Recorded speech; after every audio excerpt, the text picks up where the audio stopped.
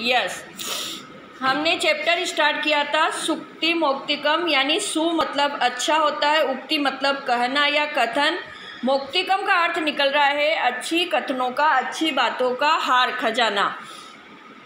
प्रस्तुतो अयम पाठः, प्रस्तुत यह पाठ नैतिक शिक्षा के रूप प्रदाय का अर्थ होता है देने के रूप में है। इस पाठ में विविध ग्रंथेभ्य अनेक तरह के ग्रंथों का संग्रह करके, कृत्वा का अर्थ होता है करके, नाना नैनीतासिक यानी अनेक तरह के शिक्षा का बोध पद्यों के माध्यम से ग्रहण कर सकते हैं। अत्र सदाचारेण चारणस्य, यहाँ सदाचार की महिमा, प्रिय वाणी की आवश्यकता, परोपकारियों का स्वभाव, गुणों का अर्जन, प्रेरणा, मित्रता का स्वरूप, श्रेष्ठ संगति की प्रशंसा तथा संगति का प्रभाव, यानी कैसी संगति है, अच्छी संगति का क्या प्रभाव हो, बुरी का क्या हो, आदि विषयों का निरूपण का अर्थ होता है उदाहरण दिए गए हैं, इसमें वर्णन किया गया है। संस्कृत साहित्य में नीति ग्रंथों की श्रमित परंपरा दिखाई देती है। दृश्यते का अर्थ होता है ध्यान रखना, दिखाई देती है। तत्र प्रतिपादी शिक्षाणाम, वहाँ पर जो शिक्षा का है, अनुगमन का अर्थ होता है उसका अनुसरण करके जीवन में सफलता प्राप्त कर सकते हैं।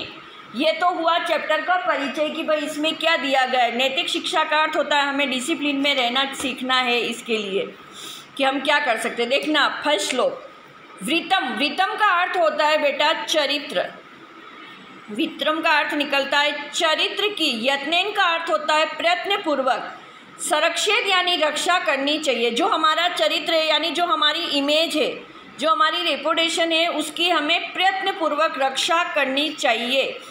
वित्तम, देखो यहाँ आया वृतम, यहाँ आया वित्तम, इन दोनों में डिफरेंस है। ये वित्तम का अर्थ होता है धन, तो हमें चरित्र की प्रयत्नपूर्वक रक्षा करनी चाहिए। वित्तम यानी धन, तो याति मतलब जाता है, एति मतलब आता है और याति मतलब जाता है, यानी धन जो होता है वो तो आता और जाता है, लेकिन जो हमारी इमेज है, हमारी जो चरित्र है, उसकी रक्षा हमें करनी चाहिए प्रयत्नपूर्वक। क्यों, देखो आगे श्लोक कह रहा है अक्षिणो वितत क्षीणो, अक्षिण का अर्थ होता है वितत, वितत का अर्थ होता है यहाँ पर धन, अभी बताया ना वित्तम मतलब धन। तो अगर जिस व्यक्ति के पास धन है वो तो अक्षीणो मतलब होता है कि नष्ट होता भी है और क्षीणो मतलब नष्ट नहीं भी होता है। लेकिन क्या कह रहा है, वृतत, वृतत यानी होता है चरित्र, लेकिन चरित्र अगर हमारा क्षीण हो जाए, यानी अगर इंसान का चरित्र नष्ट हो जाता है तो हतो हतः, वह मरे हुए के समान है। समझो श्लोक को, श्लोक क्या कह रहा है वापस समझो कि हमारे चरित्र की यानी हमें हमारी इमेज की प्रयत्नपूर्वक रक्षा करनी चाहिए, क्योंकि धन तो आता है और जाता है, धन कभी नष्ट होता है और कभी नहीं भी होता है। लेकिन वृत्तत अस्तु, यानी अगर चरित्र हमारा अगर हमारी इमेज एक बार डाउन हो गई तो वह व्यक्ति हतो हत का अर्थ होता है मरे हुए के समान है, यानी फिर इज्जत हमें वापस पहले जैसी नहीं मिलती है। इसलिए हम धन की रक्षा करें ना करें ये चलेगा, लेकिन हमें चरित्र की रक्षा प्रयत्नपूर्वक करनी चाहिए। बोलिए समझ में आ गया अच्छे से श्लोक ये? Yes, okay. नेक्स्ट देखो, सूर्यताम का अर्थ होता है सुनो, धर्म सर्वस्वम यानी धर्म का सार, सुनो, धर्म का सार सुनो। श्रुत्वा, श्रुत्वा मतलब सुनकर, चेव, च प्लस एव संधि विच्छेद हो रहा है यहाँ पर, च प्लस एव, और उसको अपने जीवन में, अवधारिताम का अर्थ होता है धारण करो। धर्म का सार सुनो, सुनकर के उसको अपने जीवन में धारण करो। आत्मन, आत्मन मतलब होता है हम स्वयं, खुद।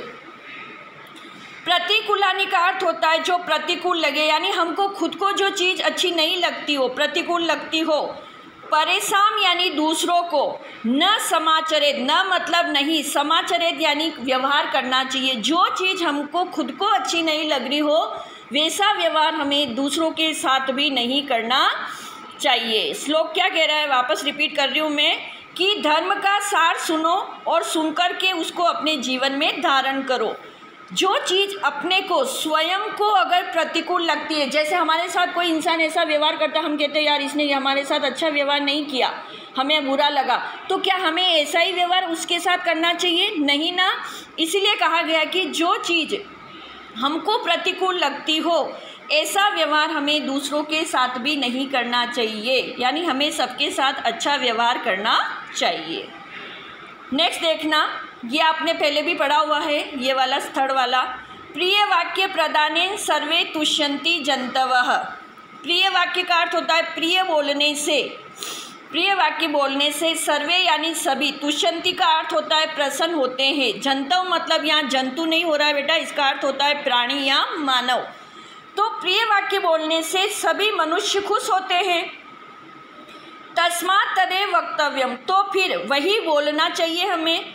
वचने यानी बोलने में, का मतलब कौन सी, दरिद्रता मतलब गरीबी, यानी कि बोलने में कैसी गरीबी है।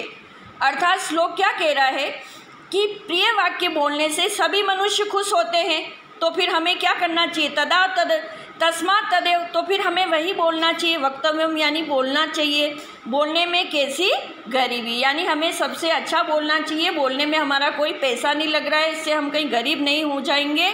इसलिए कहा गया कि हर व्यक्ति अगर प्रिय वाक्य बोलने से खुश रहता है तो हमें सबसे प्रिय बोलना चाहिए। क्लियर, समझ में आया ये भी अच्छे से? यस या नो?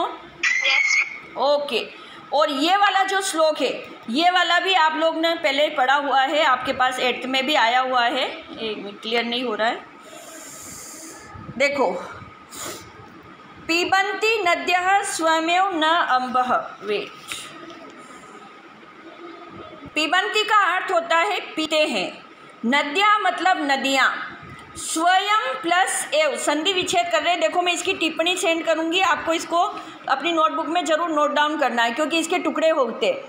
स्वयं प्लस एव बना यहाँ पर, न अम्ब, ये भी टुकड़े हो रहा है इसका, न प्लस अम्बः। अम्बः मतलब होता है बेटा जी जल, न मतलब नहीं। तो नदियाँ, नदियाँ मतलब बहुवचन है, ये नदियाँ अपना जल जो है स्वयं नहीं पीती है। न अम्ब, अम्ब मतलब होता है जल, तो नदियाँ अपना जल स्वयं नहीं पीती है। और स्वयं न खादन्ति फलानि वृक्षा, और जो वृक्ष होते हैं वो अपने फल स्वयं नहीं खाते हैं।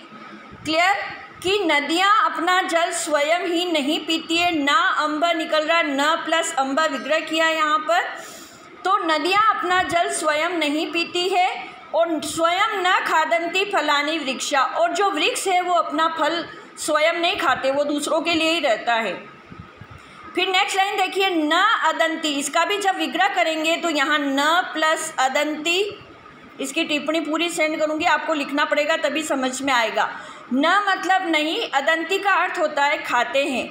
और सशम मतलब होता है बेटा जी यहाँ अनाज। तो खलु, खलु मतलब कन्फर्म ही, निश्चय ही। वारी वारा का अर्थ होता है बादल, ध्यान रखना। तो जो न अदंती यानी खाते हैं, सच मतलब अनाज, खलु मतलब निश्चय ही, यानी जो बादल होते हैं ये बरसात जरूर करते, लेकिन उस बरसात से जब जो फसल पैदा होती है, अनाज जो पैदा होता है वो स्वयं नहीं खाते, बादल कभी नहीं खाते हैं। इसी प्रकार परोपकाराय, परोपकार, पर प्लस उपकार, पर मतलब दूसरों के ऊपर, उपकार मतलब भलाई, तो परोपकार के लिए ही सताम विभूतय विभूतयः, यानी सज्जनों की, सताम का अर्थ निकलता है ये सज्जन, ध्यान रखना। ये षष्ठी विभक्ति है, ध्यान रखना, षष्ठी विभक्ति बहुवचन है, इसके प्लेस पे प्रश्न निर्माण बनेगा अपना केसाम, इम्पोर्टेंट है, ध्यान रखना।